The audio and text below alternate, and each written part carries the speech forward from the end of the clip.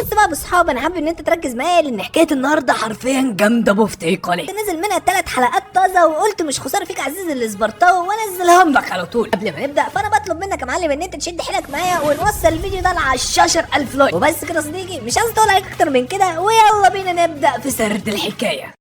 بتبدا بقى حكايتنا مع الملكه ديانا اللي بتفارق الحياه بعد ما انجبت الاميره اتناشا، وبدل ما زوجها بقى الامبراطور يزعل عليها قرر بقى انه يتخلص من كل متعلقاتها ويحرقها، حتى بنته الرضيعه بيرفض انه يشوفها او حتى يعتني بيها، لدرجه ان الخدم بدا ان هم يعاملوها اوسخ معامله ممكنه. لكن بالنسبه للبنت الصغيره ديت مره واحده بتبدا بقى انها تحلم بحلم غريب، انها بتكون موجوده في مكان مليان بسلاسل غريبه، موجود وسطهم بلوره كبيره وجواها كتاب سحر، ومجرد ما بتقرب منه بيبدا بقى انه ينكسر. لما بقى الكتاب ده بيتفتح قدامها بتبدا بقى انها تسمع صوت امها، وبتعرف ان اللي هتشوفه دلوقتي هو هيكون مستقبلها المرير اللي مستنيها. وبتتفاجئ بقى انها لما تكبر ابوها الامبراطور هيتمها انها استعملت السحر الاسود عشان تقتله، وعشان كده بيقرر بقى انه فيها برج بعيد عن المملكه. وبسبب الحلم ده تقريبا بتصحى كل يوم مفزوعه من النوم، والوحيده اللي بتعتني بيها هي بتكون ليليانا، وهي اصلا كانت بنت لدوق، وقررت بقى انها تسيب العيشه اللي كانت عايشاها عشان تيجي للمكان ده وتبدا بقى انها تعتني بيها لانها اصلا كانت صديقه لوالدتها. وبتعدي بقى عليها الايام وبتعرف ان العالم ده بيكون معمول من السحر، وكل سحر معين بيكون ليه برج عايش فيه سحر عظيم عنده القدره ان هو يحمي المملكه، لكن اللي بيكون قادر ان هو يحافظ على التوازن ده هو الامبراطور اللي بيمتلك قوه جامده بفتيقه. البنت اول ما بتشوف صوره والدها اللي بيكون موجود في الكتاب بتكون متعصبه جدا، لانها دايما بتشوفه في الحلم بتاعها ان هو بينفيها من البلاد في البرج الغريب، لدرجه يا معلم انها مش بتقدر انها تنام من كتر التفكير. بتمر السنين على بنتنا وبتكبر وبتقضي معظم وقتها في قراءه الكتب. اول لما بتشوف شويه عمال رايحين يزينوا القصر بالزهور بتقرر بقى انها تروح معاهم، ومن الواضح كده صديقي انها اصبحت محبوبه جدا وسطهم. وبعد ما بتخلص بتقرر بقى انها تطلع عشان تبدا بقى انها تلعب في القصر شويه، وبالصدفه بقى بتشوف ان في واحده من الخدم بتتجسس على القصر، وبنعرف بقى انها ناويه تسرق اي حاجه غاليه وتخلع من المكان. ومره واحده بنشوف ان الاميره بتطب فوق دماغها، ولكن هي ما بتقدرش انها تتعرف عليها بسبب اللبس اللي هي بتكون لابساه، لدرجه انها بتكون فكرها انها بنت البستاني اللي شغال في القصر، وعشان كده بتحاول بقى انها تستدرجها في الكلام عشان تعرف مكان الدهب والادوات الغاليه اللي موجوده هنا في القصر. الاميره بقى بتقول لها بس كده ما تقولي من بدري يا ستي، وبتقرر بقى انها تاخدها للمزرعه وهنا شويه وهناك شويه، لحد ما الخادمه دي بتتعصب عليها وبتقول لها مش هو ده اللي انا بدور عليه، انا بدور على الحاجات الثمينه. انا تاشا بتقول لها يا ستي ما تقولي من بدري ان انت بتكون جاي هنا عشان تسرقي. قرر بقى انها تاخدها للمطبخ وبتبدا بقى تعرفها ان الامبراطور ما بقاش يعتني بالقصر ده من بعد ما زوجته ماتت، عشان كده الادوات الثمينه اللي موجوده هنا هي الاطباق والادوات الخاصه بالاكل. والخادمه دي بقى بتكون مفكره انها بتضحك عليها لحد ما في واحده من الخدم بتنزل قدامها مع طبق من الحوات مرصع بالالماس والاحجار الثمينه. وبعد كده بقى بنشوف ان الاميره بتقرر بقى انها تسيبها وبتروح للخادمه ديت اللي بتكون ماسكه طبق الحلويات، وبتقول لها انا عايزه شويه، بسبب بقى براءتها والطريقه اللي بتتكلم بيها بتقرر بقى انها تديها اللي هي عاوزاه. لكن في واحده تانية من الخدم بتوصل لعندهم وبترفض انها تديها اي حاجه بدون اي اذن، بس بنتنا ما بتكونش سهله وبتقرر بقى انها تستعمل سلاحها الفعال اللي بيكون شغال مع اي حد، وبتقدر بالفعل انها تاخد منهم الحلويات اللي هي بتكون عاوزاها. وبعد كده بقى بالتراوم عشان تفتح بقى سكه للحراميه عشان تدخل المطبخ وتسرق اللي هي بتكون عاوزاه. لما بقى الحراميه دي بتدخل المطبخ وبتشوف الحاجات اللي معموله من الدهب بتكون في قمه الانشكاح، وبتبدا بقى انها تخلع الاحجار الكريمه وبتلمها في اكياس. لكن هنا بقى بنشوف ان الاميره بتقرب منها وبتقرر بقى انها تاخد منها الاكياس اللي بتكون جمعتها، وبتبدا تعرفها ان كل حاجه موجوده هنا في القصر بتكون ملكها اصلا. ده بقى اللي بيعصب الخادمه دي جدا، وبتقرر بقى انها تمسك السكينه وتقرب منها عشان تاخد منها الحاجات دي بالعافيه. بس ده على مين؟ بيتضح ان الاميره بتكون مخططه لكل حاجه، وبنشوف انها بتقرب من الحبل ده وبتفكه عشان تقع عليها النجفه. بسبب بقى الصوت والدربكه اللي حصلت بنشوف ان الحراس بيوصلوا وبيلقوا القبض على هذه الحراميه. وبعد ما كل الحوارات دي بتخلص بنشوف ان ليليان بتاخد الاميره للغرفه بتاعتها عشان تنيمها، ولما بقى بتسيبها وبتخرج بنكتشف ان الاميره بتكون عامله كل ده عشان هي اصلا بتكون عارفه المستقبل، وان الخادمه دي كانت في يوم من الايام هتتسبب في موت ليليانا. ده بقى اللي بيخلي بنتنا انها بتكون مبسوطه انها بتكون قدرت تغير شويه في المستقبل. نعم ان الاميره دلوقتي ما بتكونش عندها القدره انها تستعمل السحر، ولكن على الاقل بتقدر انها تشوف المستقبل، وعشان كده بتقرر انها تقبلش بالامر الواقع وتغير المستقبل المظلم اللي مستنيها. على الناحيه الثانيه بقى عند الامبراطور بنشوف انه بيبدا بقى يخلص الشغل اللي بيكون وراه، والساعد بقى بتاعه بيبدا بقى يحكي له على اللي بنته بتكون عملته، ولكن الامبراطور اصلا ما بيكونش مهتم بيها. وبعد كده بقى بنسيبه وبنروح بقى لواحد من السحرة الجامدين بفتيقه اللي بيكون موجود في واحد من الابراج، وبيكون بقى متفاجئ ان في حد بيكون قدر يغير في الاحداث المستقبليه. وعند بقى فالاميره الصغيره بتبدا بقى انها تحكي لنا عن اللي هيحصل معاها في المستقبل، انها تقدر تقابل والدها لاول مره لما تتم ال9 سنين، ومع الرغم من طريقته القاسيه معاها تحاول بقى انها تكسب حبه باي طريقه، لكن للاسف مش هتعرف. واول بقى ما تتم سن ال 14 سنه تكتشف انها بتكون عندها اخت تانية والكل بيحبها وهي الوحيده اللي محدش مهتم بيها، وعشان كده هتضطر بقى انها تستعمل السحر الاسود، وفي النهايه هيتم طردها من المملكه. بس بنتنا مش بتقبل بالمستقبل المرير ده وانها لازم تغيره باي طريقه. ومن بعد كده بنشوف انها بتبدا بقى انها تتمشى في القصر، وبتتفاجئ ان في حراس كتير دلوقتي بيكونوا واقفين عند المطبخ، وده طبعا بسبب حادثه البت الحراميه اللي حصلت في اخر فتره. بيكون مزعل الاميره حبتين انها مش هتقدر تاخد المجوهرات وتبدا بقى انها تخزنها عشان تقدر انها تهرب في المستقبل، ولكن في المقابل هي بتكون مبسوطه ان ليليان بتكون ما حصلهاش اي حاجه. نعرف ان بنتنا من صغرنا بدات انها تجمع الذهب والمجوهرات عشان تقدر انها تجمع شويه فلوس واموال ومصاري، وده طبعا عشان تقدر انها تهرب في المستقبل بقى اللي مخليها انها تجمع اكبر كم من المجوهرات والذهب عشان تقدر انها تاخد ليليا معاها. وبعد ما بتخلص اكل شوكولاته بتبدا بقى انها تغسل ايديها في الميه، ولكن مره واحده كانت تضيع وبتلحق نفسها على اخر لحظه، وبسبب بقى كده بتبدا بقى انها تشوف انعكاسها في الميه، وبتقول للناس كلها بتقول انها بتكون شبه والدتها، لكن الفرق الوحيد اللي ما بينهم هي العيون، لانها ورثت العيون ديت من ابوها، لان هي دي الحاجه الوحيده اللي بتميز العائله الامبراطوريه وهي العيون. بس للاسف هي ما ورثتش اي طاقه سحريه، وبتبدا بقى انها تسال لو كان ده السبب اللي مخلي ابوها يكرهها، وبتبدا بقى انها تتكلم مع نفسها وبتقول ان الكل دلوقتي بيقول ان هي الوحيده اللي قدرت انها تورث العيون ديت، مع الرغم ان في اخت تانية ليها اسمها جنى عندها برضو نفس العيون، ولكن بتقول نفسها بطل تفكير في الحوار ده، هو اصلا ملوش لازمه، انها لازم دلوقتي تركز على حاجه واحده بس، انها تجمع الفلوس الكافيه عشان تقدر انها تهرب من المكان ده. ونشوف انها بتروح للمخبأ الخاص بيها وبتبدا بقى انها تخبي المجوهرات بتاعتها، وبعد كده بتبدا بقى انها تتمشى لغايه ما بتوصل لمبنى غريب، وتقول نفسها مش هو ده القصر الياقوتي. اما بقى بتبدا بقى انها تستكشفه بتلاقي ان هو بيكون فارغ تماما وما فيهوش اي حد، بتقول نفسها ثواني كده مش ممكن ده يكون مخزن اصلا ولا ايه الكلام، ولكن بسبب انها بتكون جعانه بتقرر بقى انها ترجع تاني للمطبخ، وبتبدا بقى انها تسمع الخدم وهم بيتكلموا مع بعض. تعرف ان بسبب حادثه السرقه الاخيره الامبراطور قرر بقى انه يشدد الحراسه على القصر الياقوتي، هيبدا بقى في تفتيش كل الغرف وخاصه غرفه الاميره. هي اول ما تسمع الكلام ده بتقول ده كل الكنوز اللي انا مجمعاها دلوقتي موجوده في الغرفه بتاعتي، عشان كده بتقرر بقى انها تروح لغرفتها بسرعه عشان تبدا بقى انها تتصرف. لما بتوصل بتبدا بقى انها تعدهم وبتلاقي ان كل حاجه بتكون في مكانها، وتقول لنفسها ان ده الكنز الخاص بيها اللي هيامن مستقبلي، وعشان كده لازم اعينهم في مكان امن. ولما بقى بيجي وقت القيلوله بتاعتها بنشوف ان ليانا بتوصل لعندها وبتتفاجئ انها اصلا بتكون نايمه، لكن مجرد ما بتخرج من الاوضه بتاعتها بنكتشف انها اصلا صاحيه وكانت عامله كل الكلام ده عشان تقدر انها تنقل الكنوز بتاعتها واحده واحده. بعد كده بقى بنشوف انها بتخرج من الاوضه بتاعتها وبتبدا بقى انها تتسحب من اللي عندها، والامبراطور بيقول ثواني كده انا شفت الوش ده فين قبل كده، وبيقول ايوه انتوا الاتنين تشبهوا بعض بالظبط. اميره بقى بتقول نفسها ثواني كده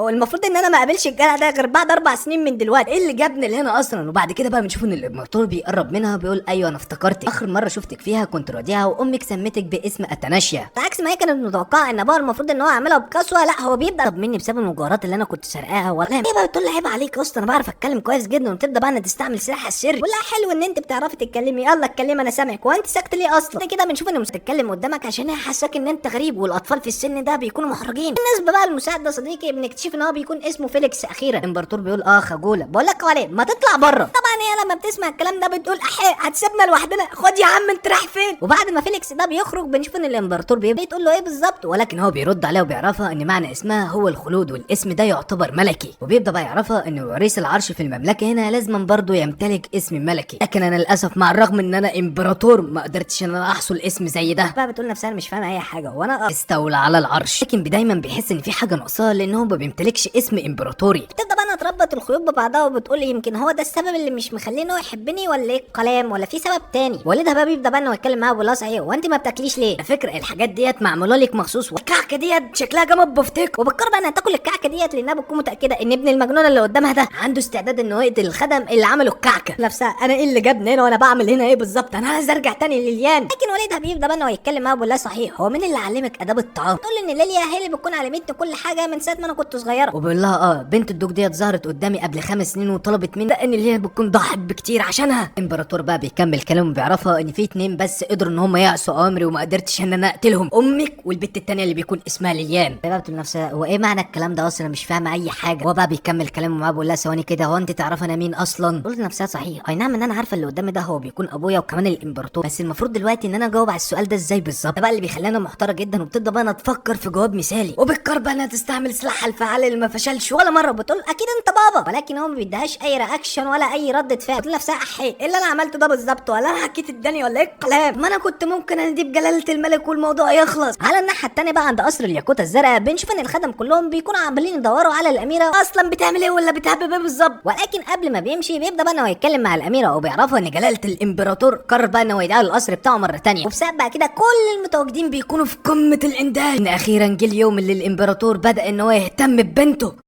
وفي تاني يوم بنشوف ان الاميره وليليان بيوصلوا للقصر الخاص بالامبراطور، وبعد لحظات قليله بيكونوا واقفين قدامه. الامبراطور بيبدا بقى انه يتكلم مع ليليان وبيقول لها بقالي كتير فعلا ما شفتكيش. بتقول له ايوه حوالي 5 سنين اخر مره شفتك فيها لما لقيت البنت دي كانت طفله رضيعه. لما بيقرب منهم ليليان بقى بتكون قلقانه جدا، بتقول له بص اعتبرني فتر واقف قدامك وما تدينيش اي اهتمام. لكن على عكس التوقعات بنشوف ان الامبراطور بيبدا بقى انه يتكلم مع الاميره وبيقول لها انا ما قدرتش ان انا اعتني بيكي بسبب ان انا كنت مشغول بامور الحكم. ولكن هي بتقول له انت كذاب، انت اصلا ما كنتش عايز تعتني بيا. بس الامبراطور بيقول ما علينا، انا من النهارده هكون المشرف على اموري، وان انت من النهارده لازم تتعاملي بمعامله تليق باميره زيك. لما بتسمع الكلام ده بتقول احي يا اسطى اللي انت بتقوله ده، انا كانت حياتي ممتعه من غيرك، ايه اللي خلاك تتدخل فيها تاني؟ وفي نفس اليوم بنشوف ان الامبراطور بيجي بقى القصر الياقوتة لاول مره من 5 سنين، والاميره بقى بتكون قاعده قدامه وبيتحط قدامها كل ما لذ وطاب من الحلويات، وبتقول لنفسها ايوه هي دي بقى عيشه الاميرات ولا بلاش. بس برضه بتكون شاكه في الموضوع، لان على حسب المستقبل اللي بتكون شافته ابوها المفروض ما يكونش لطيف معاها للدرجه دي. بتكون بقى مفكره ان هو بيكون حاطط لها سم في الاكل كده ولا كده، بقى بيكون مستغرب منها وبيقول لها انت ما بتاكلوش ايه، هو اكون مفكره ان انا حاطط لك سم في الاكل. بقى بتقول لنفسها احي هو قادر يقرا افكاري ولا ايه الكلام. ولكن هي بتقول له يا حاج اللي انت بتقوله ده، بس انا الدكتور قال لي ان انا ما اكلش حلويات كتير، وده طبعا عشان سني ما تبداش انها تسوي. لا غريبه الحلويات لما اتحطت قدامك امبارح عملتي عليها موف اون. بتقول له ايوه وبتبدا بقى انها تعمل موف اون على الاكل اللي قدامها، ولما بتدوق بتكون في قمه الانشكاح لدرجه انها بتطير من الفرح، بتقول واه ايه يا اسطى الجمدان ده. لكنها بترجع تقول لنفسها لا ما ينفعش ان انا ارخي دفعاتي بسبب اكله لذيذه. ولكن الحلويات اللي قدامها بقى بتكون مقريه ما بتقدرش انها تقاومها، وبتعمل على فخادهم احلى موف اون. وبنلاحظ بقى ان فيليكس وليليانا بيكونوا مبسوطين ان علاقتهم الاثنين دول بدات انها تتحسن. الامبراطور بعد كده بيبدا بقى انه يتكلم مع بنته وبيقول لها من الواضح ان انت مستمتعه بالاكل جدا، بعرفك ان كل يوم هتقعدي معايا في جلسه الشاي. بقى بتقول نفسها احي ايه يا اسطى الكلام دي. ومن اليوم ده صديقي الاميره بدات انها تقابل والدها الامبراطور تقريبا كل يوم. لما بقى بتيجي تحييه ما بتقدرش انها تقف لفتره طويله وبتتقلب على وشها. لكن على عكس التوقعات هو ما بيديلهاش اي ردة فعل، وكل ما بتعمل حاجه غبيه انها تروح تعض التماثيل الذهب بيجي كده يبص لها بصه غريبه وما بيعملهاش اي حاجه. الموضوع ما بيقفش لحدنا، هي دايما بتعمل قدامه تصرفات متخلفه جدا لدرجه انها بتكون مفكره ان كل مره دي بتكون نهايتها، ولكن برضه ما بيعملهاش اي حاجه. بتقعد تكتب بقى ذكرياتها، بتبدا بقى تكتب كل حاجه بدات انها تحصل مع والدها، ان هو بدا يكون معايا لطيف، وفوق كل ده انا ما بقتش اكرهه اصلا زي الاول. وفي يوم بقى من الايام بنشوف ان ليليان بتبدا بقى تحضرها عشان تروح للبحيره الملكيه اللي موجوده في القصر الملكي. هي اول ما تسمع الكلام ده بتكون مندهشه لانها اول مره تعرف ان في حاجه زي ديت موجوده في القصر اصلا. ولما بقى بتروح وبتقابل والدها بياخدها بقى للحديقه الملكيه ديت، بقى بتكون اول مره تخش فيها مكان زي ده، وبتكون في قمه الانبهار، وبتبدا بقى تتنطط هنا وهناك شويه، وبتبدا بقى تتجمع في الزور، وبتكون في قمه الانشكاح. ولما بقى بتقرب من البحيره بتكون منبهره من جمالها. والدها هنا بقى بيقرب منها وبيعرفها انها تيجي وراه، ويعرفها الطريق اللي من خلاله تقدر انها توصل للبحيره. وبعد لحظات قليله بنشوف ان هم بيروحوا المركب بيكون مستنيهم اصلا. وليليان بقى بتكون قلقانه على الاميره، ولكن فيليكس بيطمنها ان والدها بيكون معاها ومفيش داعي للقلق اصلا. ولكن لما بيشوف ان الامبراطور بيشيل الاميره من قفاها وبيركبها المركب، بقول لك ايه انسي اللي انا قلته لك ده خالص.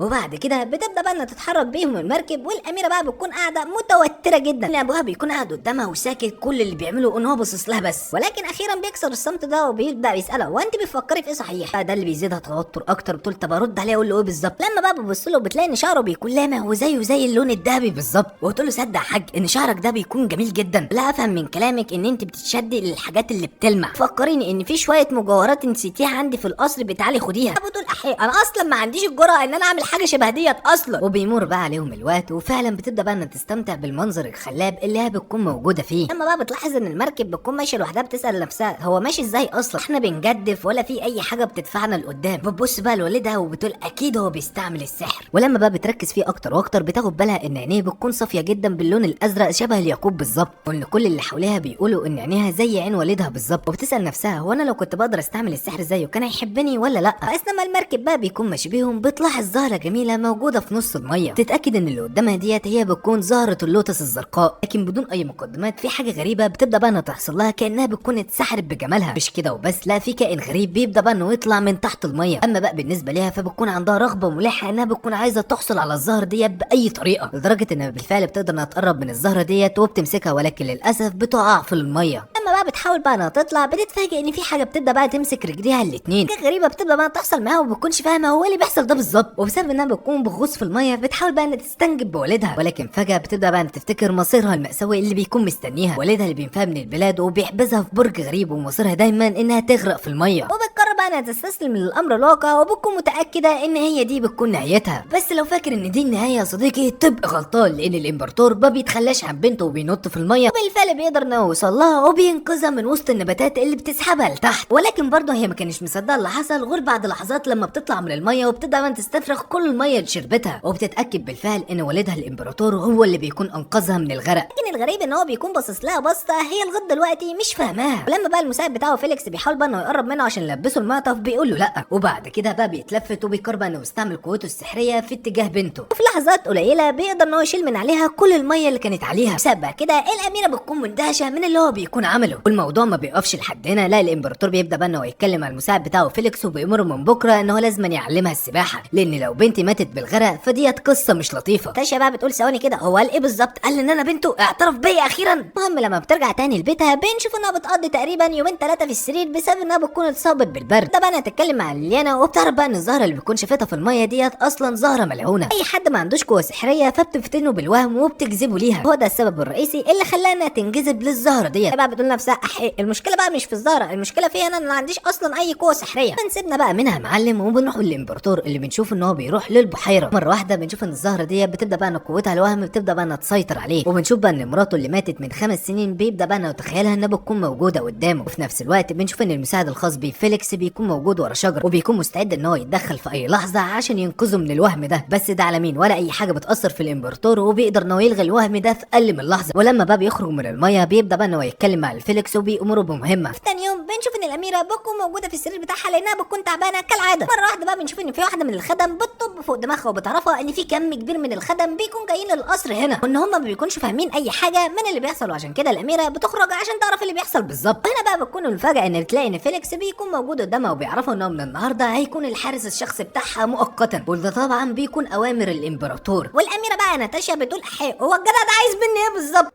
بيبدا بقى الجزء الجديد بيتماشى، وبنشوف انها بتكون نايمه في مكان غريب مليان بالزهور، وبتبدا بقى انها تفوق على صوت واحده جميله عماله انها تغني. اما بقى بتبص على مصدر الصوت بتتفاجئ ان هو بيكون خارج من واحده جميله جدا اشبه بالجنيات، ومع الرغم انها مش قادره انها تشوف ملامحها ولا عارفه مين الشخصيه اللي قدامها ديت، لكن حاسه بالحنين في اتجاهها. وبيجي لها بقى احساس غريب ان اللي قدامها ديت ما بيكونش شخص عادي، بل هي بتكون والدتها. وفجاه كل حاجه بتبدا بقى انها تتلاشى.